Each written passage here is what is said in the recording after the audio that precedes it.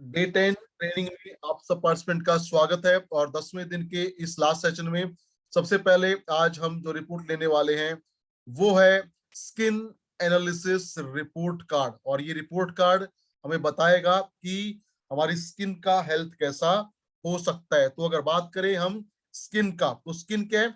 Skin है हमारी body का सबसे बड़ा organ. Skin is the largest organ of our body. और अगर बात करें हम स्किन के फंक्शन की, स्किन के काम की, तो स्किन हमारी बॉडी के लिए क्या क्या काम करती है? सबसे पहले स्किन है हमारी बॉडी का फर्स्ट लाइन ऑफ डिफेंस, यानी हमारी बॉडी में कोई भी भारी पार्टिकल जब प्रवेश करेगा तो सबसे पहले उसका मुकाबला होगा हमारी स्किन से। इसलिए स्किन एक बहुत इंपॉर्टेंट पार्ट है हमारे इम्यून सिस्टम का। दूसरा, अगर बात करें फंक्शन का, तो स्किन हमारी बॉडी के टेम्परेचर को मेंटेन करने में हेल्प करती है और हमें बचाती है ज्यादा गर्मी से या ज्यादा सर्दी से। उसके अलावा स्किन ब्लड को स्टोर करने में हेल्प करती है ताकि ब्लड लॉस ना हो। उसके अलावा स्किन हमारे बॉडी के जो भी अंदर के ऑर्गन्स हैं उनको डैमेज से बचाने का काम करती है। उसके साथ साथ हमारी बॉडी में जो भी कोई बाहर से स्टिमुलस आता है,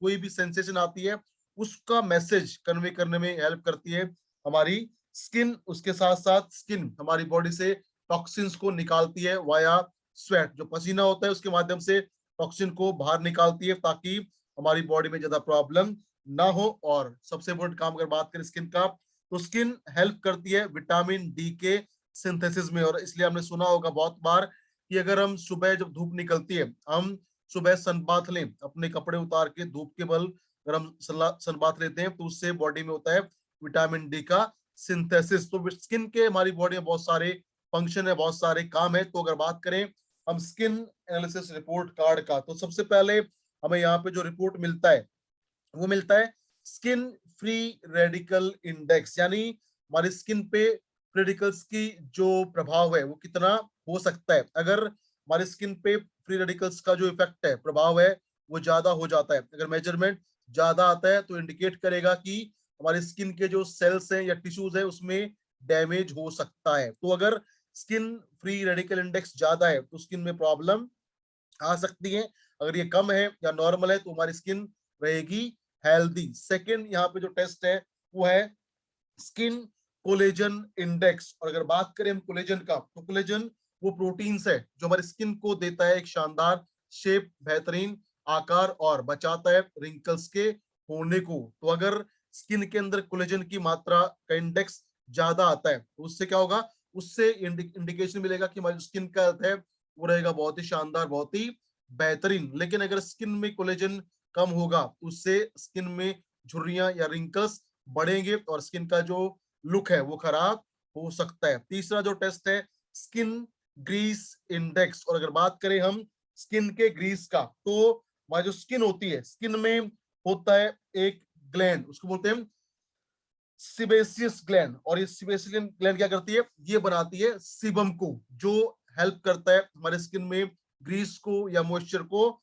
बनाने में। तो अगर स्किन ग्रीस इंडेक्स कम होगा तो स्किन हमारी होगी ड्राई, सूखी सूखी रहेगी। और अगर ग्रीस इंडेक्स ज्यादा होगा, बहुत ज्यादा होगा, तो उससे भी क्या होगा? ऑयली स्किन हो सकती है। और जब होती है ऑयली स्किन तो चांसेस ऑफ एक्ने बहुत ज्यादा बढ़ जाते हैं। नेक्स्ट यहाँ पे जो टेस्ट है वह स्किन इम्यूनिटी इंडेक्स। और ये बताता है कि हमारे स्किन का इम्यून सिस्टम कैसा हो सकता है। अगर स्किन का इम्यूनिटी इंडेक्स कम है तो हमारी स्किन में बार बार इन्फेक्शन हो सकते हैं। लेकिन अगर स्किन का इम्यूनिटी इंडेक्स अच्छा है, ज्यादा है, बेहतर है, तो हमारी स्किन रहेगी बहुत ही शानदार, बहुत ही बेहतरीन। फिर है स्किन मॉइस्चर इंडेक्स, यानी हमारी स्किन में, त्वचा में मॉइस्चर की मात्रा, नमी की मात्रा कैसी हो सकती है। अगर नमी स्किन में कम होगी तो ड्राई होगी हमारी स्किन, उसमें रूखापन आएगा। लेकिन अगर मॉइस्चर कंटेंट अच्छा होगा तो स्किन रहेगी ज्यादा ऑयली, ज्यादा ऑयली होगी तो उससे भी एक्ने प्रॉब्लम हो सकता है। तो अगर ये कम है तो सूखापन होगा, और ज्यादा हो जाएगा तो हो सकता है एक्ने का प्रॉब्लम। अगर नॉर्मल है तो स्किन विल रिमेन नॉर्मल। फिर आता है स्किन मॉइस्चर लॉस, यानी हमारी स्किन से में जो मॉइस्चर है उसका लॉस कितना होता है। अगर लॉस ज्यादा होगा तो स्किन हो जाएगी हमारी ड्राई, और ड्राई होगी तो उसमें रूखापन आएगा। लेकिन अगर मॉइस्चर लॉस कम होगा तो स्किन में रहेगा ज्यादा मॉइस्चर और हो सकता है प्रॉब्लम ऑफ एक्ने। फिर यहाँ पे जो टेस्ट है वो है skin red blood trace index. और ये अगर बात करें ये टेस्ट क्या है, तो आपने कई बार देखा होगा कि कुछ लोग ऐसे होते हैं जिनकी स्किन पे होते हैं हल्के हल्के रेड पैचेस, उन रेड पैचेस को हम बोलते हैं पैपिलोमा। तो ये टेस्ट बताता है कि जिसका आप जांच कर रहे हैं उसकी स्किन पे रेड पैचेस होने की संभावना कैसी है। अगर ये कम है तो स्किन पे होंगे बहुत कम रेड पैचेस, पैपिलोमा कम होंगे। लेकिन अगर ये ज्यादा है तो इंडिकेट करेगा कि स्किन पे ज्यादा रेड पैचेस हो सकते हैं। नेक्स्ट यहाँ पे जो टेस्ट है वो है स्किन इलास्टिसिटी इंडेक्स। और ये बताता है कि हमारी स्किन क्या जो लचीलापन है वो कैसा है। अगर स्किन में इलास्टिसिटी कम होगा तो स्किन होगी ड्राई, रूखी रूखी रहेगी, तो उसका जो लुक है वो खराब हो सकता है। लेकिन अगर स्किन के अंदर इलास्टिसिटी बेहतर है, लचीलापन ज्यादा है, तो स्किन का जो हेल्थ है वो रहेगा बहुत ही शानदार और आप दिखेंगे ज्यादा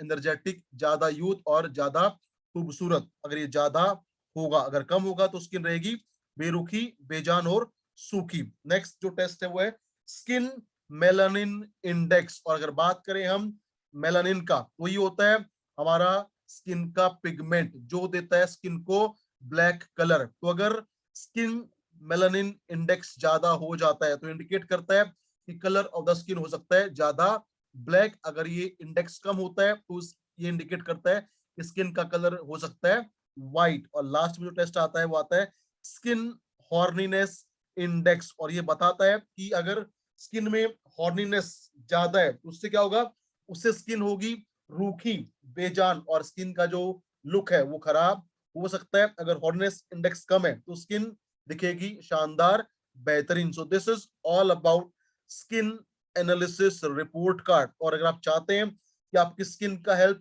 शानदार है, उसमें रिंकल्स ना आए, झुर्रियां ना पड़े, मॉइस्चर का लेवल नॉर्मल रहे, ग्रीसिंग नॉर्मल हो, उसके अलावा उसका जो लचीलापन है बेहतर रहे और आप देखें ज्यादा खूबसूरत, ज्यादा शानदार, तो उसके लिए आप यूज कर सकते हैं कोई भी विटामिन सी का सप्लीमेंट। और उसके लिए आप ले सकते हैं विटामिन सी का च्यूएबल टैबलेट, या आप ले सकते हैं आंवला कैप्सूल, या आप ले सकते हैं हिमालयन बेरी जूस या अकाई बेरी जूस, या आप ले सकते हैं एलोवेरा जूस। उससे क्या होगा, आपकी स्किन का जो हेल्थ है वो रहेगा बहुत शानदार, बहुत बेहतरीन। उसके अलावा ट्रिपल स्टेम सेल बहुत शानदार काम करता है हमारे स्किन की सेल्स को और ज्यादा हेल्दी, एक्टिव, स्ट्रॉन्ग बनाने में, तो उसका भी आप इस्तेमाल कर सकते हैं। और स्किन में अगर कोई एलर्जी है, एक्ने है, पिंपल्स हैं, सोराइसिस है, तो उसके लिए आप यूज कर सकते हैं ओमेगा 3 और रक्त शोधक सिरप। उससे मिलेगा आपको शानदार, बेहतरीन, गुड लुकिंग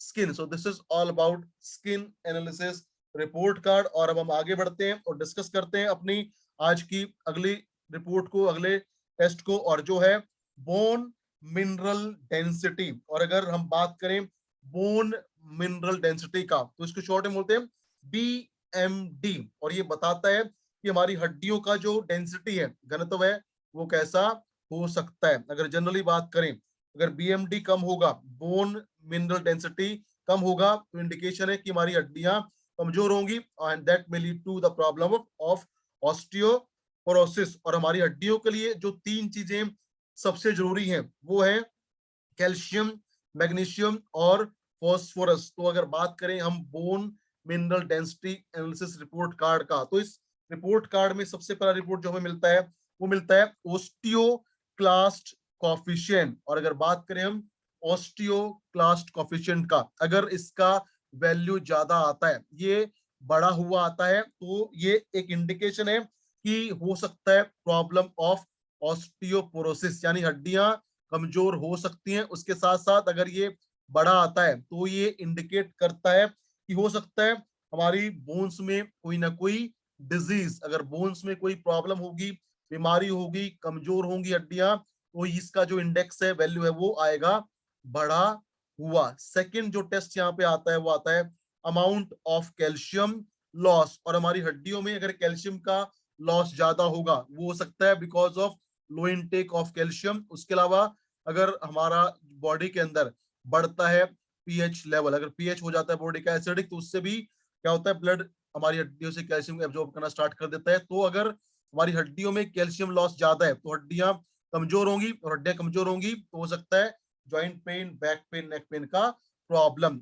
लेकिन अगर कैल्शियम लॉस कम है तो उससे हमारी हड्डियां रहेंगी मजबूत, रहेंगी हेल्दी। अगर लॉस ज्यादा है तो हड्डियां कमजोर हो सकती हैं। तीसरा जो यहाँ पे टेस्ट है वो है degree of bone hyperplasia. Degree मतलब मात्रा, बोन हड्डी, हाइपर मतलब ज्यादा, और प्लेशिया मतलब ग्रोथ। तो ये टेस्ट बताता है कि हमारी बॉडी में क्या कोई हड्डी का ग्रोथ और ज्यादा बढ़ रहा है या नहीं बढ़ रहा है। क्योंकि कई बार क्या होता है कि हमारी हड्डी में जो होता है ऑर्गेनिक टिश्यूज, उसका जो शेप है, आकार है, वो बढ़ जाता है और उसको आमतौर पे हम बोलते हैं हड्डी का बढ़ना। तो अगर डिग्री ऑफ बोन हाइपरप्लेशिया ज्यादा है तो इससे क्या हो सकता है, पेन का प्रॉब्लम हो सकता है। और अगर ये कम है मीन्स हमारा जो हड्डी के अंदर ऑर्गेनिक टिश्यूज है, ऑर्गेनिक मैटर है, उसका जो साइज है वो रहेगा नॉर्मल और कोई हमें दिक्कत नहीं होगी। चौथा यहाँ पे जो टेस्ट है वो है डिग्री ऑफ ऑस्टियोपोरोसिस,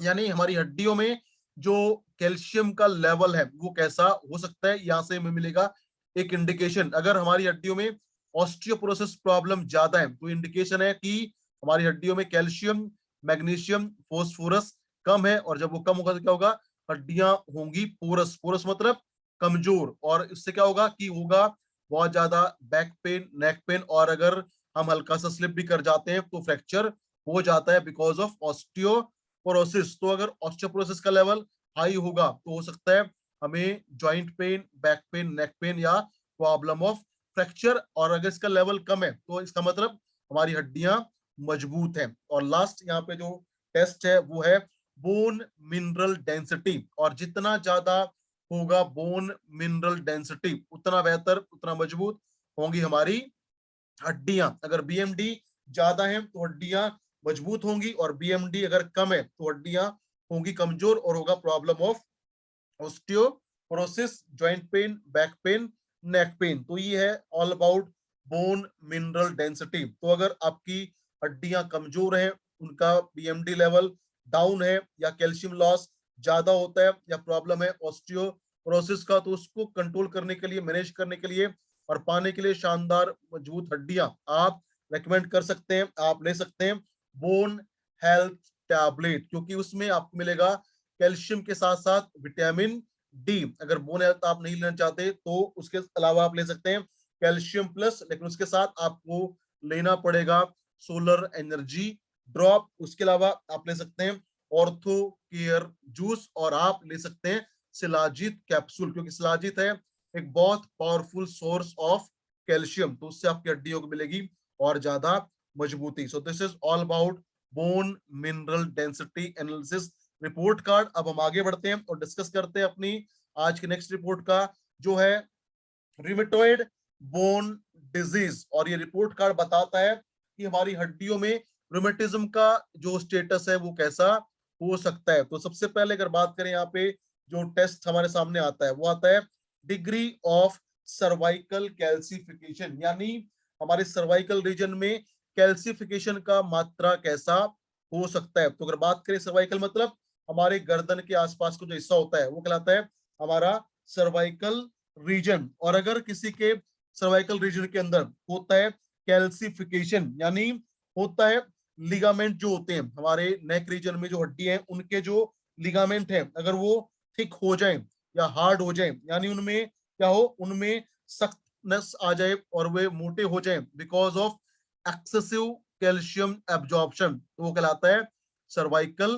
कैल्सिफिकेशन। तो जब भी होता है किसी को सर्वाइकल कैल्सिफिकेशन तो क्या होगा, उससे नेक रीजन का जो मूवमेंट है, गर्दन की जो मूवमेंट है वो कम होगी, स्टिफनेस यानी जकड़न बढ़ेगी, और गर्दन को हिलाने में बहुत परेशानियों का सामना करना पड़ेगा। और ये होता है हमारा अपर स्पाइनल कॉर्ड का प्रॉब्लम। अगर अपर स्पाइनल कॉर्ड में है कैल्सिफिकेशन तो स्टिफनेस वहां पे बढ़ेगा, गर्दन का मूवमेंट कम होगा, और उससे नेक में बहुत ज्यादा पेन हो सकता है। सेकंड यहाँ पे जो टेस्ट है वो है डिग्री ऑफ लंबर कैल्सिफिकेशन। अगर ये ज्यादा होगा तो इंडिकेट करेगा कि जो हमारा लोअर बैक पेन है उसमें हो सकता है प्रॉब्लम ऑफ कैल्सिफिकेशन, और वहां पे क्या होगा, लोअर बैक पेन का प्रॉब्लम हो सकता है। तो अगर डिग्री ऑफ सर्वाइकल कैल्सिफिकेशन का वैल्यू ज्यादा आता है तो ये इंडिकेट करेगा की प्रॉब्लम हो सकता है, नेक रीजन में पेन का, स्टिफनेस का या मूवमेंट का। लेकिन अगर डिग्री ऑफ लंबर कैल्सिफिकेशन ज्यादा है तो इंडिकेट करेगा कि लोअर बैक पेन में हो सकता है बहुत ज्यादा पेन। तो this is all about first two report. और लास्ट जो यहाँ पे रिपोर्ट है वो है रिमेटिज्म कोफिशिएंट, और ये बताता है कि हमारी जो बॉडी है उस बॉडी में जो भी स्मॉल जॉइंट्स हैं, और खासकर हमारे हाथों के और पैरों के जो छोटे छोटे जॉइंट्स हैं उनमें, उनके अंदर रूमेटिज्म का लेवल कैसा हो सकता है। अगर हो इसकी मात्रा ज्यादा तो इंडिकेटर है कि हमारे जो स्मॉल जॉइंट्स हैं, हाथों के पैरों के जो जॉइंट्स हैं, वहां पे प्रॉब्लम हो सकता है रूमेटिज्म का। उससे क्या होगा, इन छोटे जॉइंट्स में आएगा स्वेलिंग, जॉइंट पेन बढ़ेगा, या हो सकता है प्रॉब्लम ऑफ गाउट। तो वैल्यू अगर ज्यादा आता है तो स्मॉल जॉइंट में स्टिफनेस या पेन का प्रॉब्लम हो सकता है। और इसी के साथ होता है हमारा रूमेटिज्म बोन डिजीज का रिपोर्ट एनालिसिस कार्ड खत्म। और अगर किसी को है प्रॉब्लम इन सर्वाइकल रीजन या लोअर बैक पेन, या उसको है रूमेटिज्म कोफिशिएंट का वैल्यू हाई, तो उसको कंट्रोल करने के लिए हम रेकमेंड कर सकते हैं सबसे पहले ग्लूकोसामाइन प्लस टैबलेट। उसको अगर आप देते हैं सुबह, दोपहर, शाम, दिन में 3 बार तो मिलेगा आपको शानदार बेहतरीन मूवमेंट, फ्लेक्सिबिलिटीज बढ़ेगी। उसके साथ साथ अगर प्रॉब्लम है सर्वाइकल कैल्सिफिकेशन का, यानी सर्वाइकल में पेन है या लोअर बैक पेन है, तो उसमें मसाज के लिए आप यूज कर सकते हैं कीवा एंशियंट मिनरल ड्रॉप। उसके साथ साथ आप उसको सुबह शाम खाली पेट पी भी सकते हैं। उसके अलावा आप ले सकते हैं सर्वाइकल केयर ड्रॉप, या आप ले सकते हैं ऑर्थो केयर जूस, ताकि हो शानदार बेहतरीन फ्लेक्सिबिलिटी। और फ्लेक्सिबिलिटी को बढ़ाने के लिए आप यूज कर सकते हैं ओमेगा 3 कैप्सूल, बिकॉज ये होता है एंटी इंफ्लामेटरी, दर्द को, सूजन को कम करने में हेल्प करेगा, ब्लड सप्लाई को अच्छा करेगा और देगा शानदार बेहतरीन flexibility. So this is all about rheumatism bone disease. अब हम आगे बढ़ते हैं और डिस्कस करते हैं अपनी आज की नेक्स्ट रिपोर्ट का, जो है pancreatic function analysis report card. और अगर हम बात करें पेंक्रियाटिक फंक्शन का, तो पेंक्रियास क्या है?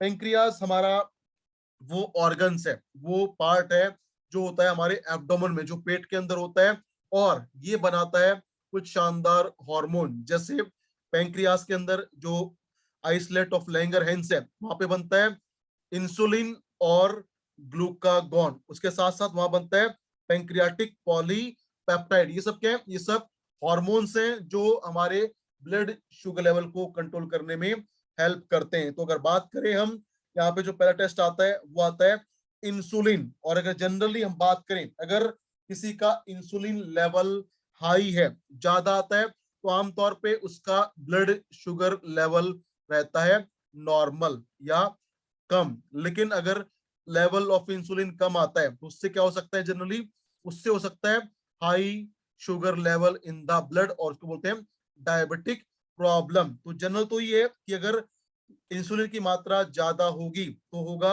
Normal blood glucose level. लेकिन अगर मात्रा इंसुलिन की कम हो जाती है तो शुगर लेवल बढ़ सकता है इन अवर ब्लड। लेकिन अगर किसी को है प्रॉब्लम ऑफ टाइप 2 डायबिटीज, जिसको होता है टाइप 2 डायबिटीज, उसमें क्या होता है? उसको बोलते हैं non insulin dependent diabetes mellitus. वहां पे क्या होता है? वहां पे इंसुलिन बनता पूरा है, लेकिन हमारी जो बॉडी की सेल्स हैं, उनके जो रिसेप्टर्स हैं, वो इंसुलिन को एक्सेप्ट नहीं करते, और ज्यादा इंसुलिन बनने के बावजूद भी हो जाता है डायबिटिक प्रॉब्लम। तो अगर किसी को ऑलरेडी डायबिटिक प्रॉब्लम हो चुका है और आप उसका जांच करते हैं, तो उसका जो लेवल ऑफ इंसुलिन है वो ज्यादा दिखाएगा, फिर भी उसको है diabetic problem, because he suffering from type 2 diabetes. तो आमतौर पे अगर ये ज्यादा होगा तो शुगर लेवल कम होगा, लेकिन अगर कोई डायबिटिक है तो उसका ये वैल्यू ज्यादा आएगा,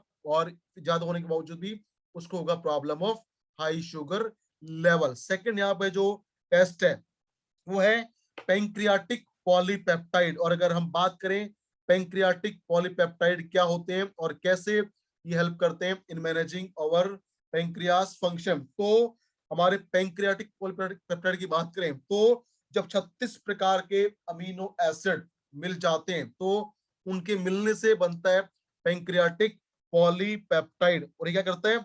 ये हमारे पेंक्रियास के फंक्शन को मैनेज करने में, रेगुलेट करने में हेल्प करता है। और अगर इस बात की जाए, अगर पेंक्रियाटिक पॉलीपेप्टाइड का जो लेवल है अगर वो डाउन आता है तो ये एक इंडिकेशन है कि हमारे जो ब्लड है उसके अंदर होगा हाई अमाउंट ऑफ ग्लूकोज। तो जिसको डायबिटिक प्रॉब्लम होगा, यानी जिसको होगा हाई ब्लड ग्लूकोज लेवल, उसमें आएगा इसका लो लेवल। लेकिन अगर पेंक्रियाटिक पॉलीपेप्टाइड का जो लेवल है वो ज्यादा आता है तो इसका मतलब है कि होगा नॉर्मल ब्लड शुगर लेवल। लेकिन अगर ये डाउन आता है, कम आता है, तो एक इंडिकेटर है कि हो सकता है प्रॉब्लम ऑफ डायबिटीज, हो सकता है हाई ब्लड ग्लूकोज लेवल। और लास्ट में जो टेस्ट है वो है ग्लूकागॉन। और अगर बात करें हम ग्लूकागॉन का, तो ये होता है इनवर्स ऑफ इंसुलिन, ये है इंसुलिन का उल्टा। ये क्या करता है,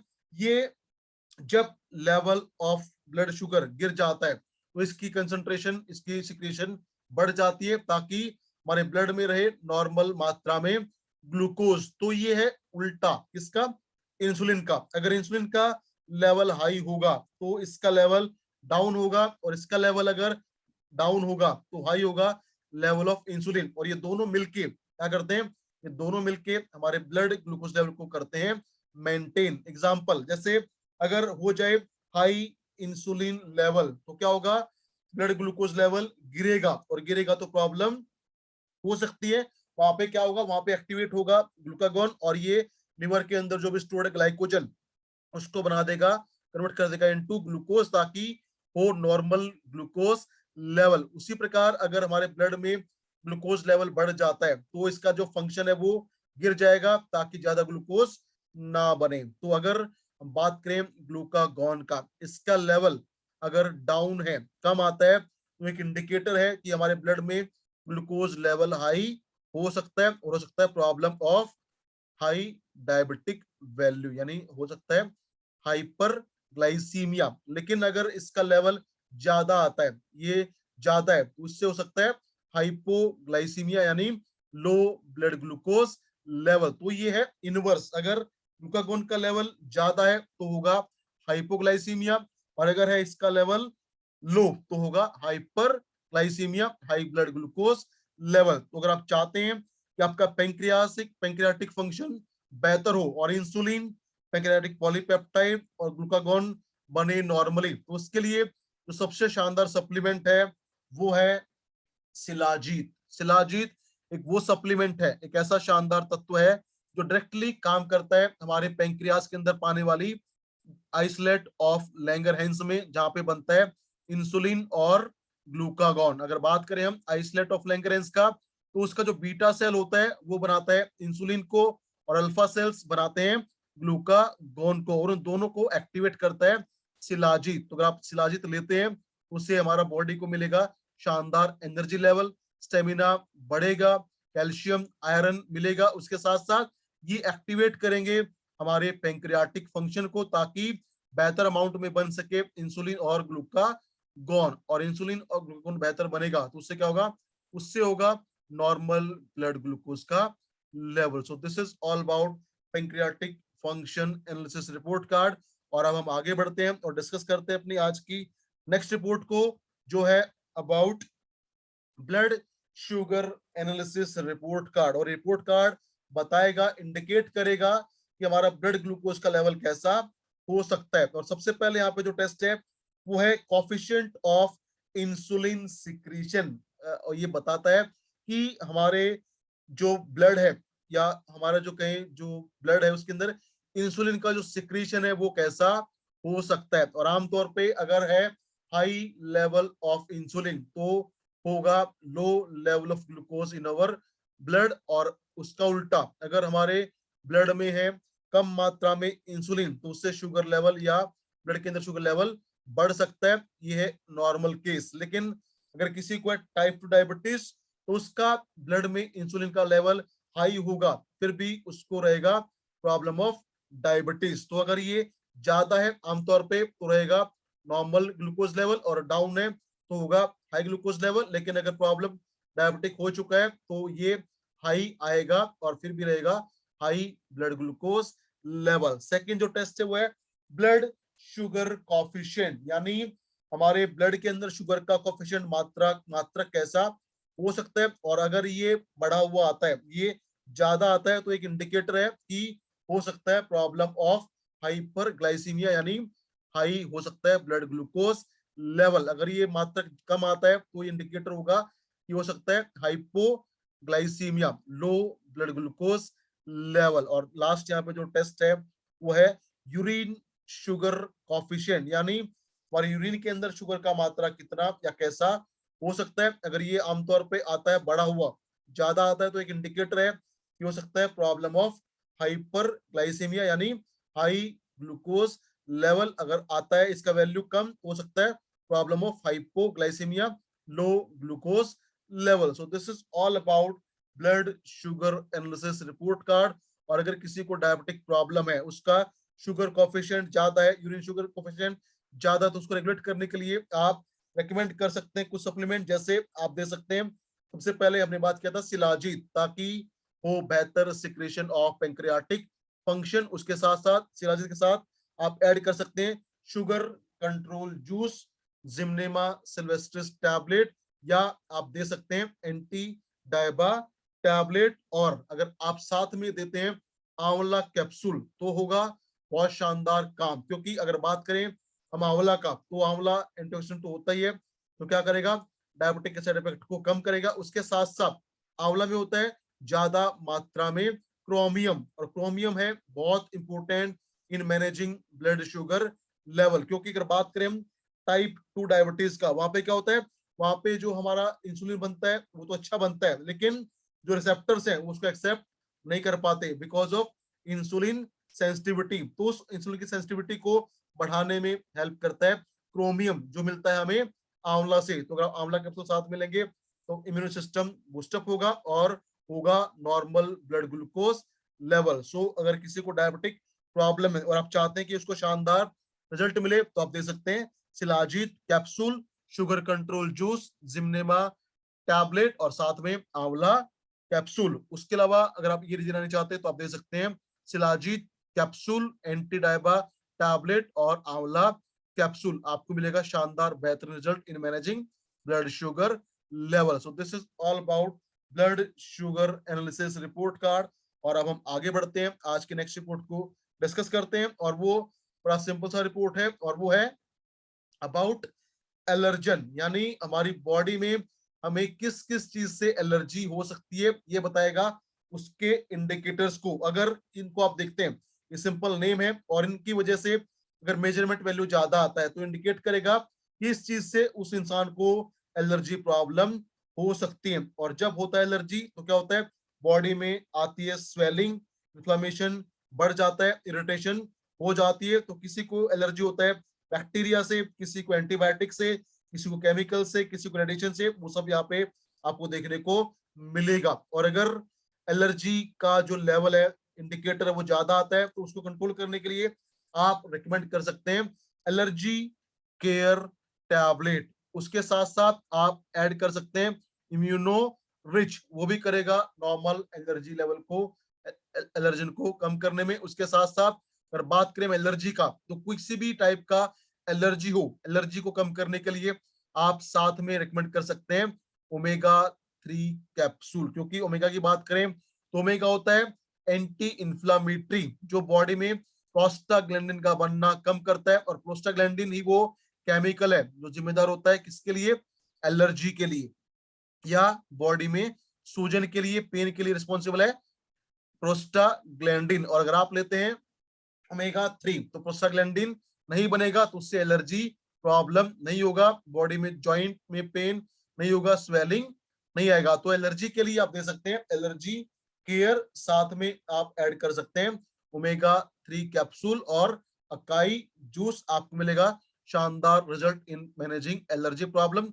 उसके साथ साथ आप ऐड कर सकते हैं इम्यूनोरिच या cow colostrum. This is all about allergy analysis report card. और अब हम लास्ट में पहुंच चुके हैं रिपोर्ट के, और लास्ट में जो आप रिपोर्ट देखते हैं तो आपके सामने आता है एक रिपोर्ट, और वो होता है नरिशमेंट, और ये बताता है पहला report obesity degree of body, यानी जिसका आपने जांच किया है, जो आपने पैरामीटर डाले उसके हिसाब से उसका बॉडी में वेट का कंडीशन कैसा है। तो अगर ये है 100%, तो मतलब बिल्कुल स्टैंडर्ड वेट उसका है। लेकिन अगर ये ज्यादा है 100 से, तो उसको उतना वेट कम करना चाहिए। सेकंड यहाँ पे जो टेस्ट है वो है BMI, उसको बोलते हैं बॉडी मास इंडेक्स, और एक इंडिकेटर है कि हमारी बॉडी का एज पर ओवर हाइट कैसा वजन हो सकता है। और अगर इस बात करें BMI की वैल्यू का, अगर BMI आता है 18.5 से कम तो वो है अंडर वेट। अगर BMI है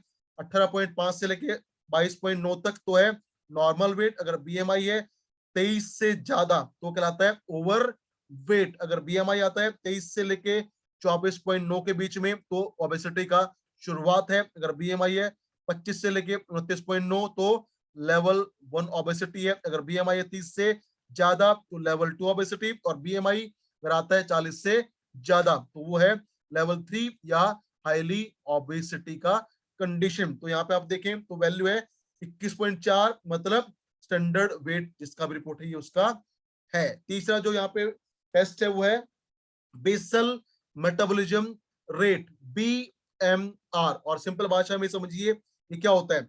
हमारी बॉडी को प्रॉपरली काम करने के लिए कम से कम कितनी कैलोरी चाहिए age per over age, age per over height, age per over weight. यानी हमारी उम्र, हमारी लंबाई और हमारे वजन के हिसाब से हमारी बॉडी को बेहतर काम करने के लिए कम से कम कितनी कैलोरी हर रोज चाहिए, वो कहलाता है हमारा BMR। तो ये अगर बात करें इस रिपोर्ट का, जिसका रिपोर्ट है उसका BMR है 1299 कैलोरी। यानी उसके एज, उसके हाइट और वेट के हिसाब से उसको कम से कम अगर 1300 कैलोरी मिलती है तो उसका बॉडी का जो एनर्जी लेवल है वो रहेगा बहुत शानदार, बहुत बेहतरीन, मतलब बेस्ट उसका रहेगा मेटाबॉलिज्म। और लास्ट अगर बात करें आगे की रिपोर्ट्स के बारे में, तो यहाँ पे आता है वेट कंट्रोल। और सबसे पहले है टारगेट वेट, यहाँ पे रिपोर्ट में 53, और इसका ये टेस्ट है उसका वेट है 54, यानी उसको 1 किलो वजन अपना कम करना चाहिए एज पर standard report.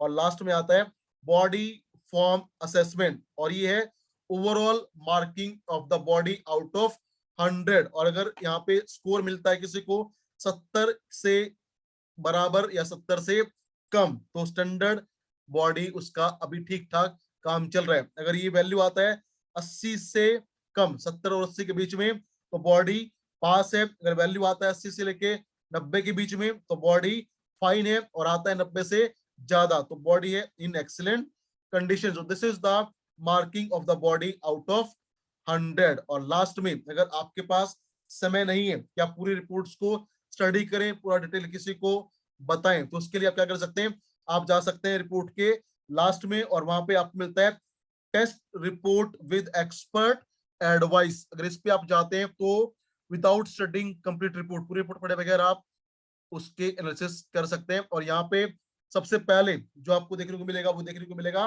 About the probably hidden problem, about the probably hidden problem. और ये क्या है, ये ऐसे सिम्टम्स होंगी जो है हिडन, मतलब छुपे हुए। इनका बॉडी में शायद अभी कोई सिम्टम नजर नहीं आ रहा होगा, लेकिन अगर इनको कंट्रोल नहीं किया गया तो आने वाले टाइम में ये प्रॉब्लम बन सकते हैं। तो जब आप इनके बारे में बताएंगे तो आप ये बोलेंगे कि वो चीजें, वो फैक्टर्स हैं जिनका अभी आपकी बॉडी में कोई सिम्टम, कोई लक्षण आपको नजर आता नहीं होगा, लेकिन अगर आपने इनको कंट्रोल नहीं किया तो आने वाले 1 साल, 2 साल, 5 साल में आपको इनसे प्रॉब्लम हो सकता है। तो ये है छुपे हुए सिम्टम, छुपे हुए लक्षण जिनका अभी हमें सामना करना नहीं पड़ रहा है। That is called about the probably hidden problem. अगर कंट्रोल नहीं किया तो ये फ्यूचर में प्रॉब्लम कॉज कर सकते हैं। और इसके नीचे जो रिपोर्ट आता है वो आता है अबाउट द प्रॉब्लम ऑफ सब हेल्थ ट्रेंड। और ये बताता है कि आपकी बॉडी में, जिसका जांच किया है उसकी बॉडी में वो कौन कौन से पैरामीटर्स हैं जिनमें प्रॉब्लम शायद शुरुआत हो चुका है। और इनको अगर हम बात करें तो ये जो प्रॉब्लम है इनके सिम्टम, लक्षण भी आपको नजर आते होंगे, तो वो कहलाएगा अबाउट द प्रॉब्लम ऑफ सब हेल्थ ट्रेंड। और इनको आपको जल्दी से जल्दी कंट्रोल करना पड़ेगा, अदरवाइज इनसे बहुत जल्दी प्रॉब्लम क्रिएट हो सकता है। तो ये है फिर आपके पास पूरी रिपोर्ट को पढ़ने का टाइम नहीं है तो आप नीचे जा सकते हैं और देख सकते हैं इन दो चीजों को। पहला है about the probably hidden problem, यानी वो प्रॉब्लम जो छुपी हुई है, जो फ्यूचर में प्रॉब्लम कॉज कर सकती है। और नीचे आता है अबाउट द प्रॉब्लम ऑफ सब हेल्थ ट्रेंड, और ये वो सिम्टम है जिनके आपके बॉडी में लक्षण भी दिखाई देते होंगे, और इनको अगर कंट्रोल नहीं किया तो ये बहुत जल्दी प्रॉब्लम का रूप ले सकते हैं। और इसी के साथ जो हमारा 4G का ट्रेनिंग है एंड है यहाँ पे खत्म होता है, समाप्त होता है। और देखिए नीचे लिखा है please note this product is not medical device. ये कोई भी मेडिकल डिवाइस नहीं है। जैसे मैंने बात किया था कि इसके जांच से आप किसी को नहीं बोल सकते कि आपको ये प्रॉब्लम है, ये हो चुका है। आप हमेशा बोलेंगे कि आपकी बॉडी में ऐसे सिम्टम आ रहे हैं कि जिनसे आपको प्रॉब्लम हो सकता है, और अगर आप चाहते हैं कि आप इनसे बचें, उसके लिए आप यूज कर सकते हैं कीवा के शानदार बेहतरीन supplement, because this is not a diagnostic tool, it is a analysing tool. और इस टूल के बारे में जितना ज्यादा आप पढ़ेंगे, जितना ज्यादा आप सीखेंगे, बार बार इन सेमिनार्स को अटेंड करेंगे, तो आपके इस मशीन के बारे में जो जानकारी है, रिपोर्ट के बारे में जो नॉलेज है, वो लगातार शानदार तरीके से बढ़ेगा और आप बन सकते हैं मास्टर ऑफ 4G मशीन। और इसी के साथ हमारा जो 4G मशीन क्यों हमारे का पार्ट 2 था वो खत्म होता है। और उम्मीद करता हूं कि इसमें आपका शानदार बेहतरीन रिवीजन रहा होगा। जितना ज्यादा आप सीखेंगे उतना बेहतर आप हमेशा बने रहेंगे और बनेंगे शानदार, बेमिसाल, जबरदस्त, कमाल के लीडर। तो आज के लिए मेरी तरफ से फिलहाल इतना ही, और इसी के साथ